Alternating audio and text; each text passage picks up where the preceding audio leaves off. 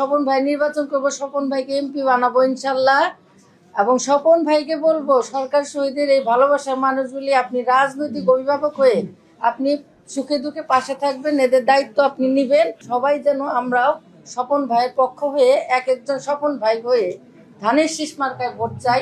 সবাইকে ধন্যবাদ। আসসালামু আলাইকুম। আগামী 12ই ফেব্রুয়ারি ইনশাল্লাহ বিপুল ভোটের ব্যবধানে ধানের শীষ প্রতীকে আমাদের নেতা আলহাজ ফকির মাহবুব নাম স্বপন ভাইকে এমপি নির্বাচিত করব।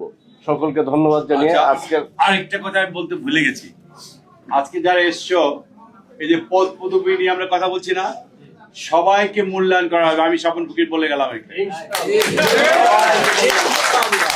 পদ পদবি নিয়ে একদম মাথায় মাত্র 50টা দিন আছে, এই কমিটি থাকবে না। আমরা নতুন করে সবাই বসে কমিটি করে যার যার অবস্থানে ইনশাল্লাহ তোমাদেরকে বসাবো। এটা আমার কমিটমেন্ট।